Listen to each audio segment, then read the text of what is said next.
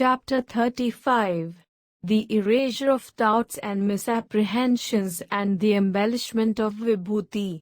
I bow down to Sri Ganesh. I bow down to Sri Saraswati. I bow down to the Guru. I bow down to the family deity. I bow down to Sri Sita Ramchandra. I bow down to Sri Sadguru Sai Nath. Previously, in the last chapter, I had indicated the stories I would narrate. I will now enlarge upon them. Listen to them with patience. Pride of sectarianism is the greatest obstacle on the path of spirituality. There is no other danger greater than this pride. We are the worshippers of the formless. A deity with form creates confusion in the mind of a person. Sadhus and saints are human beings only. Why should we bow to them? We should not prostrate ourselves before them. We should not offer them dakshina or alms. This would be a mockery of devotion. Many people spread numerous stories about Shirdi expressing different views. We cannot believe all of them. Some said that when they went for darshan, Sai Baba asked for dakshina. If a sadhu amasses wealth, his saintly nature loses its quality. Some said that blind faith is not good. One should decide after getting a specific experience as to how one should behave. We will not offer dakshina. One who has desire to get money cannot be considered to be a holy person and is not worthy of respect. But we will go to Shirdi and return after meeting him.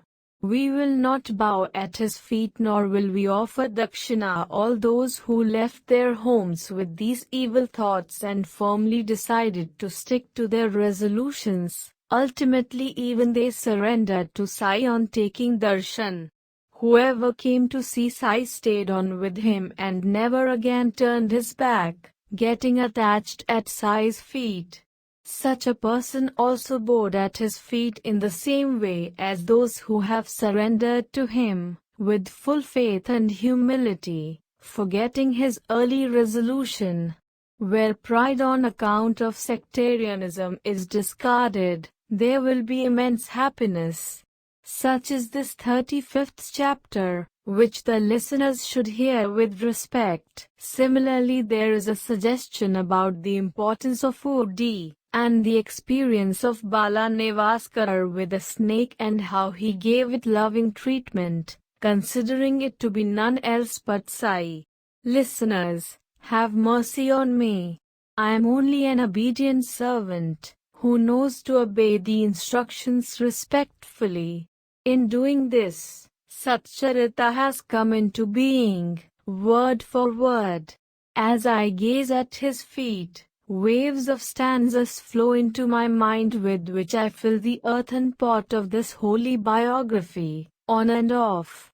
We are the young ones of the mother tortoise who have been nurtured merely by the glance, and never left hungry or thirsty but always kept contented. Basking in the happiness of the glance, we need no food or water. The glance satisfies hunger and thirst. How can I describe that marvel? Sarya, the ocean of mercy, is the sole object of our sight. That which is seen, one that sees, and the act of seeing, all these three are completely eliminated. Similarly, it is only the light of Sai which we feel on our skin and to our touch, and Sai's abode is in our sense of smell. Or, when one listens to any word, Sai's image is immediately evoked. That which is listened to, the listener and the act of listening, all these three are completely eliminated. Or, when the tongue savors any flavor, it is blended with Sai. Where then is the tongue, the flavor or the experience of the flavor? This is a pitiful threefold enigma. If this is the state of all the senses and they serve only Sai, all the bad actions will be destroyed and will be freed from the fruits of action. Enough. Now this book is getting lengthened on account of love for Sai, whereby we are digressing. Let us recall the previous narration and continue with our story. A person who did not believe in worshipping the form and was a staunch believer in the formless, desired to go to Shirdi out of sheer curiosity. He said, after coming to Shirdi, I will only take the sadhu's darshan. I will never bow or offer dakshina. If you accept these two conditions, then I will come with you to Shirdi. When his friend agreed, he got ready to leave, happily, with his friend. Kaka Mahajani was his friend, who had a pure devotion towards the saints. Yet he had a friend, who was subject to doubts and skepticism. Both left Bombay on a Saturday night and arrived at Shirdi on Sunday morning. Both went to the masjid for taking Sai's darshan. Listen peacefully to what happened at that time. Looking at his friend from a distance, as they were climbing the steps, Baba spoke in a sweet voice, "Oh, you have come. Welcome." Hearing these loving words, the friend realized that the manner of intonation of the words was like his father's, of whom he was reminded. "Oh, you have come. Welcome." When Kaka's friend heard these words and the tone in which Baba spoke them, he was surprised. Hearing the enticing tone and manner of speech, he was reminded of his late father. This was completely his manner of speaking. He felt it was the exact remembrance. How enticing was the power of these words! Kaka's friend was amazed, and said to himself, "These are my father's words definitely. The tone is certainly recognizable." Hearing these words, as if spoken by his father, the friend was overcome with emotion. He bowed his head at Baba's feet, forgetting his earlier resolution. Later, Baba asked for dakshina, but only from Kaka, which Kaka gave. They returned to their lodging and went again to the masjid in the afternoon. They went there together. As both had to return to Bombay, Kaka asked for permission, whereupon Baba asked for dakshina, and that too only from Kaka. He said, "Give me 17 rupees," and asked for nothing from the friend. So he was internally disturbed. Then he asked Kaka softly, "Why does he ask for dakshina only from you? In the morning too, he asked you only, and now also, he is asking from you only. Though I am with you, why does he omit me in respect of the dakshina?" Kaka whispered the reply, "Ask this of Baba only." At that moment Baba spoke to Kaka, "What is he saying to you?" Then the friend himself spoke and asked Baba, "May I give you dakshina?" Then Baba replied, "You had no intention to give, so I did not ask it of you. If you desire to give, then do give." That friend had ridiculed the devotees who gave dakshina when Baba asked. Therefore, Kaka was surprised that the same person was offering to give, unasked. As soon as Baba said, "Give if you so desire," his friend hurriedly paid up 17 rupees and placed them at his feet, unasked. Then Baba said to him, "Where is the hurry? Sit for a moment." He then gave him valuable instruction, "To remove the difference between you and me, pull down the oilmonger's wall between us, totally, so that the road is widened to enable us to meet each other." Then they were given permission to leave. Seeing the cloudy sky, Madhavarao feared that rain would make them wet. Baba replied to him, "Let them go, free of worry. They need not fear rain at all." On their way, bowing at Sai's feet, both of them took the carriage. There was a heavy fog and lightning. The Godavari was in spate. The sky roared with thunder. Though they had to take a ferry, Kaka had full faith, having been assured by Baba. But his friend was worried as to how the journey would be safe.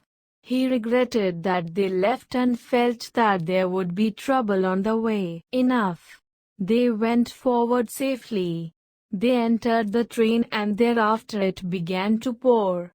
They reached Bombay without any fear. When he came home and opened the doors and windows, one sparrow which was caught inside flew out. However, he found two dead. He felt very sad to see this sight. "O Lord, they have lost their lives due to thirst and starvation. When I left for Shirdi, if I had left the windows open, they would not have died.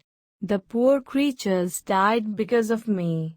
It is as if Baba was worried about the one who flew away now. Therefore, he happily granted his permission to leave today itself. Otherwise it would have died also. How could it have survived without food? It remained safe while the other two met their lot as per their destiny. Another experience of his is also worth listening to. He used to suffer from pain in the heel of one of his feet, since months. Before going to Shirdi, he had suffered from this trouble for many months. After he returned from there, he was relieved from pain and it disappeared in a very short time. Similarly, there is another story where a person who goes in search of a saint and has to put his head down in obeisance at the feet, though he had no intention to do so. Listen to it. Also, when one does not wish to give dakshina because one is caught in the illusion of worldly objects, how one ends up giving dakshina despite one's firm resolve. Dharmasi Jetha Bhai Thakkar, a solicitor from Bombay, wished to meet Sai because of some earlier merits. He was the employer of Mahajani. Both of them were on intimate terms. He felt like going to Shirdi and personally meeting him. Kaka, Mahajani, was the manager of Thakkarji's firm. Taking advantage of holidays, on and off, Kaka used to get ready to go to Shirdi. Did Kaka return on time? He stayed sometimes at Shirdi for 8 days at a time and explained that he did not receive Sai's permission to return. Is this a way to work? What kind of a saint is he? I do not approve of this kind of profession of saintliness. The Seth left during the holy holidays to find out who this Sai was. His ego and his pride in his profession and position were enormous. After all, saints are human beings. Why should one bow to them? This is what he felt. Shastris and Pandits got exhausted and accepted defeat before Sai's authority. Therefore, what chance did poor Dharmasi have there? And how far could he stick to his resolution? But it is not good to have blind faith. Let me go and ascertain for myself. With this determination, he made preparations to go to Shirdi.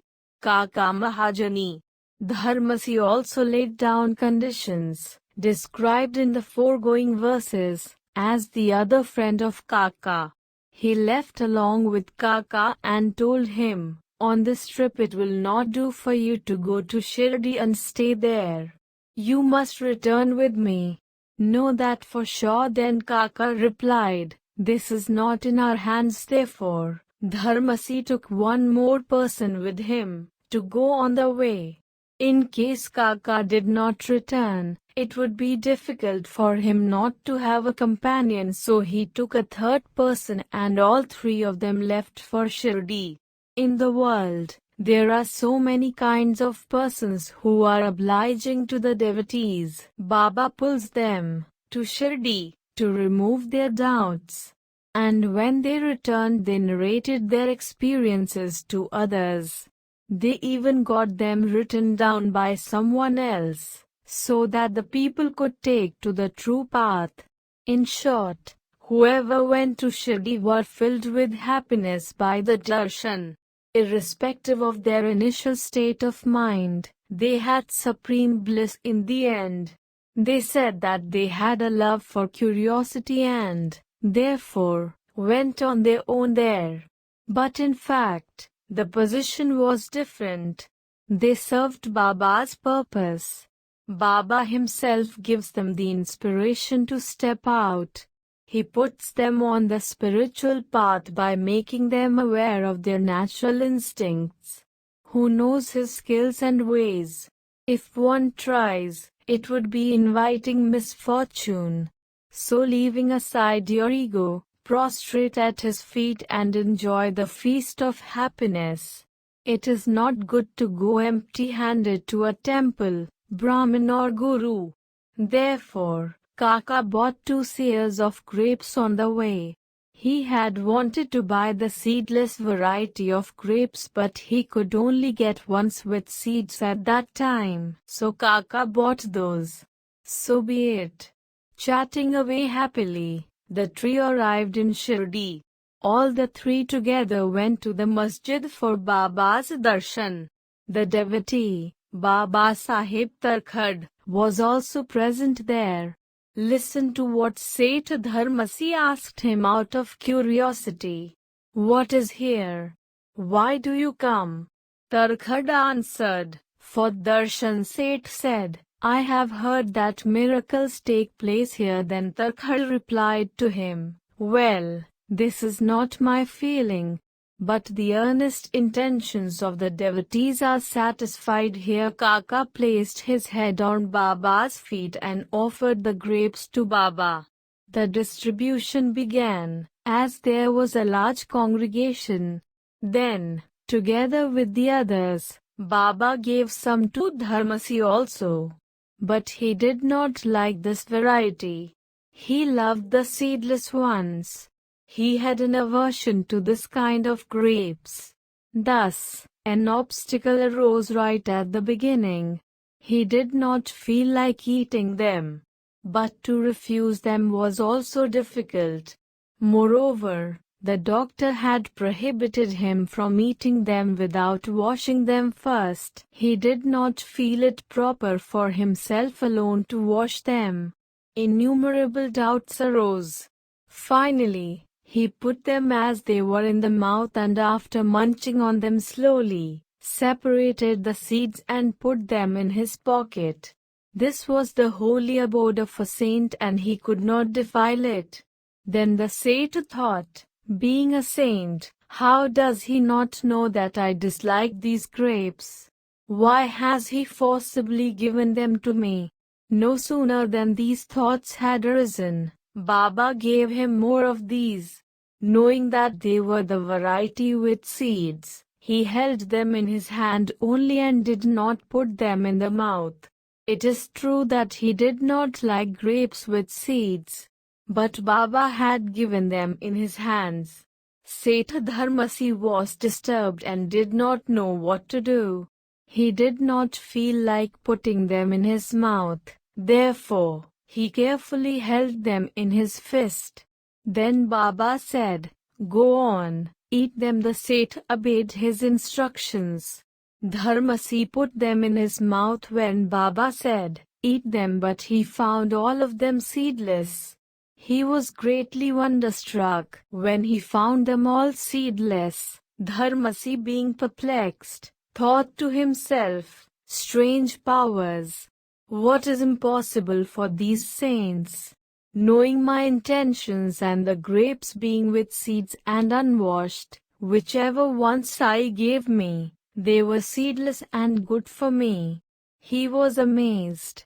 He forgot his doubts. His pride dissolved. He developed great love for the saint. His earlier resolutions disappeared. Love for Sai arose in his heart. The eagerness with which he came to Shirdi was vindicated, without a doubt. Baba Tarkhad was also there, sitting near Baba. Baba Sai gave him some grapes from the same lot. Then Dharmasi asked him, what kind of grapes did you get? And when Tarkhal replied that they were with seeds, he was very much surprised. By this, he believed that he was a saint. But he got an idea to get a confirmation. He thought, if you are a real saint, then this time let the distribution begin with Kaka. Baba was distributing to many. But when this thought occurred to the Shithji, Baba started to distribute from Kaka. The Seth was greatly amazed.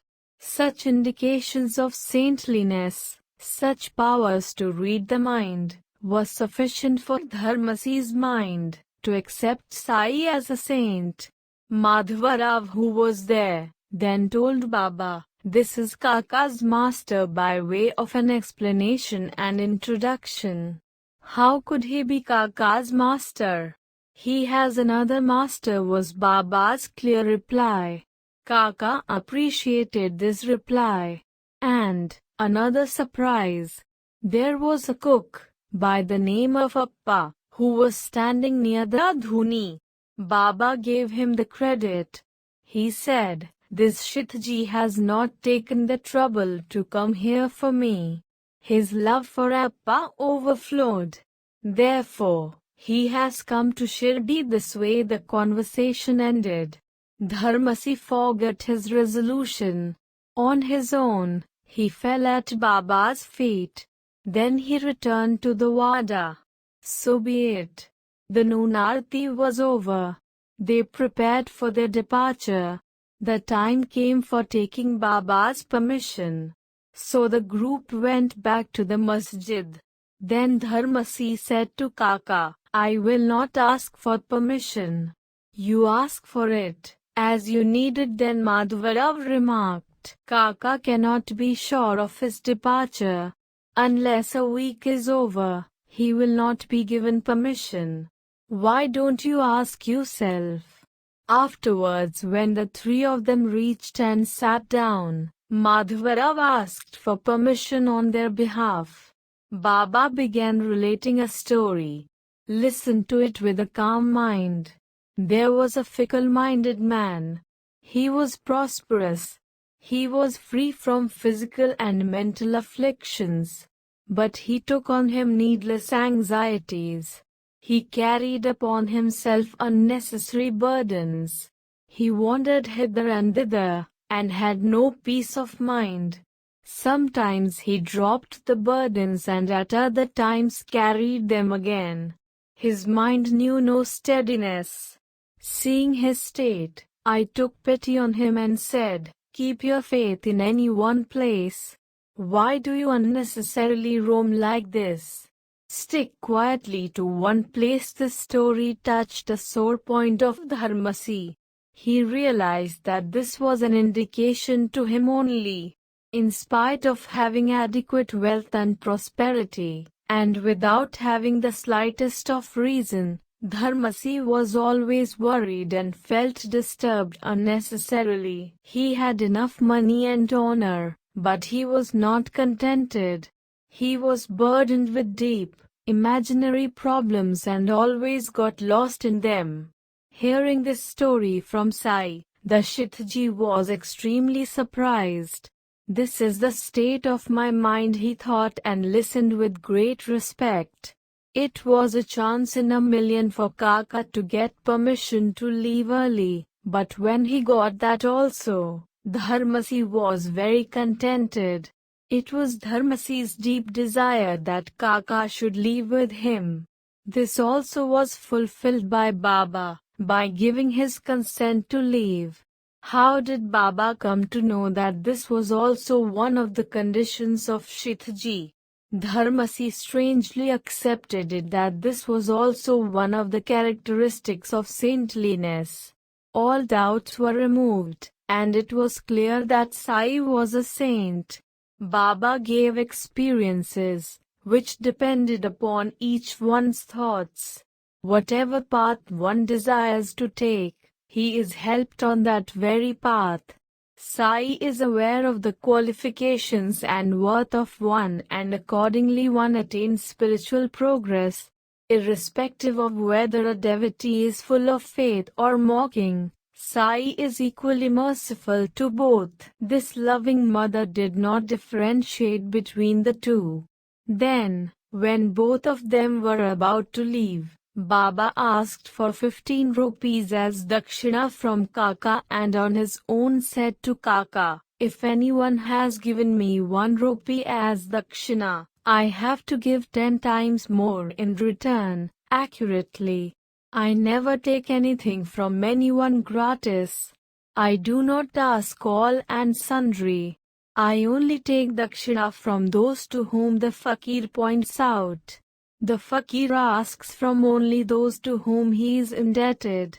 The giver sows the seeds, by giving, and later reaps the harvest. Wealth should be used only for righteous purposes. If wealth is so spent, then only it is beneficial. By righteousness, true knowledge is attained. This wealth which has been accumulated by hard labor is sometimes believed to be utilized only for one's own pleasures. Instead of using this wealth for righteous purposes, it is wasted. One who amasses wealth to the tune of crores of rupees, by saving pie after pie, but never spends that wealth for the fulfillment of sensual pleasures, such a person is happy. Everyone is fully aware of the Shruti which says that unless one gives, one does not receive. Unless you have given earlier, you do not get it now. Therefore, Baba asked for dakshina.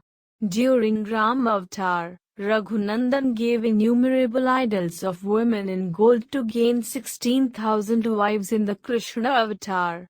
A devotee is truly impoverished who does not have devotion, knowledge and non-attachment. Such a person is first taught and established in non-attachment, and then given devotion and knowledge. When Baba asks for dakshina, it is the sign of non-attachment. Later on, by placing the devotee on the path of devotion, makes him reach excellence in attainment of knowledge. What do I do after all?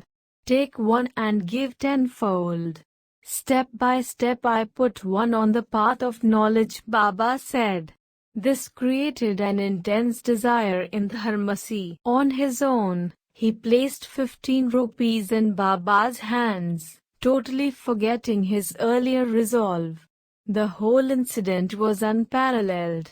He felt that he had earlier been unnecessarily boastful. He felt glad that he had come personally so that he learnt what saints are like and with experience got attached to him. If I had not made those resolutions, I would not have come to pay respect. That too, I came on my own. The saints' ways are inexplicable. How can anything be impossible for him who has Allah Malik forever on his tongue? I was anxious to witness a miracle of the saint. My resolutions were in vain. I prostrated before a human being and also gave him dakshina unasked, on my own. In vain was my pride. On my own, I placed my head at Sai's feet with devotion. What more could be amazing? How can I describe the skill of Sai? Though he was instrumental in doing all this, he outwardly remained uninvolved. What can be more surprising than this? Whether anyone bowed to him or not, or whether anyone gave him dakshina or not, Sai, the cloud of mercy, and the source of happiness, never treated anyone scornfully. He felt no pleasure because he was worshipped, and no pain because he was ridiculed. Where there is no pleasure, there is no pain. His state was beyond duality. Whatever be anyone's intentions, when once granted darshan, he made the person develop devotion at his feet. Such was the marvelous power of Sai. Enough. Later, after receiving Udi Prasad and blessings, they returned without any doubts. Such was Sai's fame. To depart from Shirdi, it was necessary to have Baba's permission. To disobey was to invite trouble. One felt repentant and humiliated if one left on one's own volition. There would be dreadful obstacles on the way which would be difficult to overcome. This was what was said about the departure from Shirdi. This was the same position with me. None can come here unless I bring him, was what Baba said. Unless I so desire, who can cross his threshold? Who will get darshan by his own volition or come to Shirdi? We can come for darshan only when mercy arises in the heart of Sai Samartha, the embodiment of mercy, in whose hands rest our lives. If Sai was not inclined about the coming and the going, he did not grant permission nor gave OD. If one went to ask for permission, after bowing down, and was given blessings with the UD, it signified permission to leave.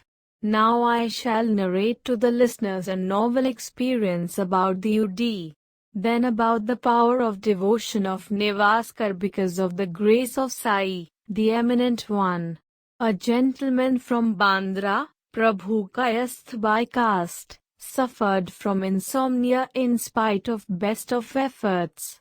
The moment he was about to get sleep, within no time his departed father came in his dreams and awakened him, every time, making a reference to whatever good or bad incidents that might have happened in earlier life, and to the secret evil and far-fetched thoughts. He used abusive language and bombarded him with that.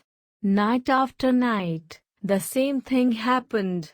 Night after night, he lost his sleep. He was depressed. He could not avoid the suffering that was pursuing him. The gentleman was fed up. He could think of no remedy. He consulted a Sai devotee, if there was any relief. We do not know any other remedy. Sai Maharaj is the Eminent One. If you have the same faith, the UD will show its power, he said. He implicitly followed the instructions that he was given and experienced the power of the UD accordingly. He no longer had bad dreams. That friend was a devotee of Sai Samartha due to the merits of his past deeds. After narrating to him the strange powers of OD, he gave him a little of it. He told him, when you go to sleep, apply a little on the forehead and put a small packet under pillow. Think of Sri Sai. Have faith. Then experience this UD's power. It will immediately put an end to your trouble. This is the merit of OD. After he did as he was instructed, he got deep sleep that night. There was not a trace of that bad dream. The gentleman was very delighted. Then how could the joy of his be described? He kept the packet of OD under his pillow always and remembered Sai daily. Later he bought a picture of Baba and put it on the wall at the head of his bed, and garlanded it every Thursday. He respectfully worshipped it. He began to take darshan of the picture, offered garlands on Thursdays, remembered Sai daily. His troubles ceased altogether. He continued to have faith and carried out his practices strictly. He had abiding welfare. He totally forgot his earlier troubles of insomnia and bad dreams. This is one example of the effectiveness of OD. I will narrate another unique experience. If the UD is used for any kind of problem, it will bring unalloyed well-being. Balaji Patil Nevaskar was a great devotee. He rendered excellent and disinterested service and wore away his body for Baba. Nevaskar's regular task was to sweep all the passages and streets in Shirdi through which Baba passed in his daily routine, including adding the round to the Randi. The tradition of the service was continued after him by Radha Krishna Bai. She was excellent in this work. By caste a Brahmin, respected by all, she never in her innocent heart had the wicked thought that this was a lowly task. Getting up early in the morning, taking the broom in her hand, she would sweep all the paths used by Baba. Blessed was her service. Her work was clean and quick. Who else would be able to compete with her? After some time, Abdul came forward. That Patil, Nevaskar, was very fortunate. Though he lived in the world, he was not attached to it. How unselfish he was! Listen to that part of the story. After harvesting, he brought all the grain to the masjid and making a pile of it in the open space, he offered it at Baba's feet. Firmly believing that Baba was the owner of everything, he lived on whatever Baba gave to him out of it, taking that much only back home. Bala drank only the water that came from the channel after Maharaj had his bath or washed his hands and feet. He continued these practices till his death. Even today, his loving son carries on with the same, to some extent. He too sent the grains regularly. From that Maharaj had jwar bhakri, 4 times a day, until his Mahanirvan. Enough. Observe what happened once. It was Bala's death anniversary. Food was cooked and ready, and the servants began to serve it. The food was cooked at home on the approximate basis of the expected guests. But when serving the food, it was estimated that the people were thrice the number expected. Mrs. Nevaskar was worried. She began to whisper to her mother-in-law, "We are going to be disgraced today. How could it be avoided?" The mother-in-law had great faith. "When Sai Samarth is our support, why should we worry? You remain calm," she said. After the mother-in-law assured her thus, she took a handful of food and put a little in each of the food containers and then covered the containers with cloth. She said, "You go and distribute without care. Remove the cloth covering partially only to enable you to distribute. Draw the cloth over it again, as earlier. Remember to do this without fail. This is food from Sai's home. Not even a grain is ours. He alone will ensure that we are not put to shame. If it falls short, it will be his responsibility." The mother-in-law got the experience just as she had resolved. Without any difficulty, all the guests and others had the meal. Whoever had come, ate. Everything happened as desired. Yet the food remained in the containers which were as full as in the beginning. Such is the power of the Ud. It is the nature of the saints to help. One experiences as one has faith. Enough. While narrating the greatness of the Ud, I am reminded of another story of Nevaskar regarding his immense faith. Listen to it. At one point, I had a doubt that this would mean a digression. Whatever it may be, I felt like narrating it according to the circumstances.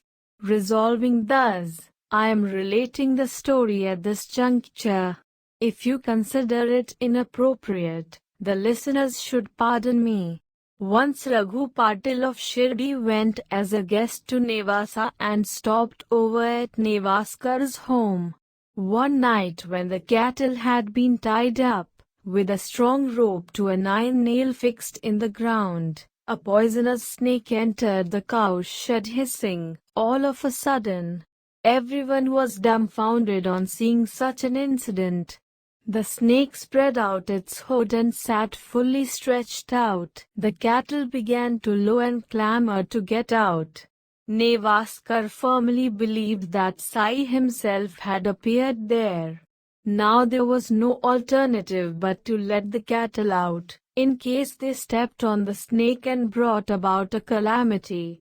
When Nevaskar saw the snake from a distance, he was filled with joy, and had horripilation all over his body. He prostrated with all his limbs.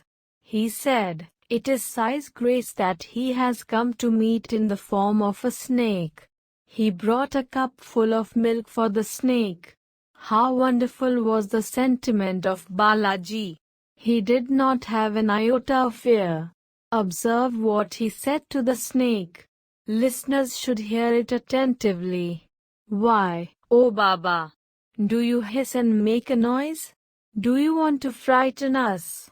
Now have this cup of milk and drink it peacefully." How would a cup be enough? Thinking so, he brought a big vessel full of milk and put it before the snake without any fear. Fear is only in the mind. After putting the milk near the snake, he sat at his earlier place, which was neither far nor too near. His face showed wonder about the snake. The appearance of a snake is frightening. All do not think alike. Everyone else was perturbed and wondered how this danger would be averted. There was danger even if they stepped out, lest the snake went into the inner part of the house, because it would be more difficult to take him out. They all sat keeping a watch. Here, the snake had his fill of the milk. Without anyone noticing, he disappeared. Everyone was astonished. Then the whole cowshed was searched, but they found no trace of it. Most of them were relieved, but Nevaskar was fretting. If it had been seen leaving, as he had seen it at the beginning, entering the cowshed, he would have been satisfied. This is what was causing him to fret. Bala had 2 wives and young children. Sometimes they came from Nevasa for darshan. Baba bought saris and blouse pieces for both of them and gave them these items with his blessings. Such was the devotee Balaji. The path of the Satcharitra is simple.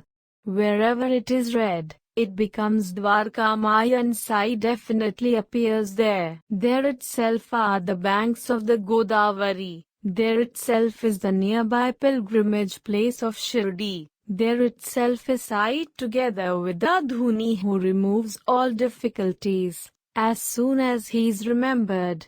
Where the Sai Charita is regularly recited, Sai resides there always. If the Charita is repeatedly read with full faith, it pleases him in all respects.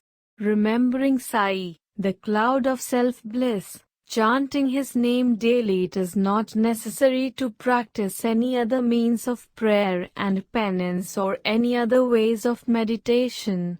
Having love for Sai's feet, all those who apply and ingest Sai's vibhuti regularly, they attain all that they desire. They will be fulfilled by attaining all the 4 goals of life, including adding righteousness. The deeper meaning of all this will be clear to them, together with the worldly and spiritual matters. By the application of Urdi, great sins, including adding the greatest and lesser sins, are totally uprooted, and one is purified inwardly and outwardly. The devotees are aware of the greatness of this use of the Vibhuti, but I have described all this at length for the benefit of the listeners. It is not proper to say that I have lengthened the description, because even I do not know the full extent of its greatness. Yet for the benefit of the listeners, I have collected everything and described it. Therefore, this is my only prayer to the listeners. After paying obeisance at the feet of Sai, experience the Udi's greatness yourself. At least, follow my words to this extent. There is no room for doubts and skepticism. One should have great devotion. A wavering mind is not required. One should have supreme faith. Only the critics, The argumentative and the doubters who have no faith are unable to acquire the highest knowledge of saints. Only pure devotees can achieve that. Whatever is missing or additional in the stories, believe that everything is inspired by Sai and read the Sai Satcharitra without finding faults. In this way, Sai, the most compassionate and loving, has established his own image in the minds of the interested readers, so that they may always remember him. Where is Goa and where is Shirdi? Sai has openly narrated in detail the story of how a theft happened there, which will please the listeners in the next chapter. Therefore Hemad places his head at Sai's feet, with his heart and soul, and very humbly requests the listeners to be ready to listen to it respectfully. May there be well-being.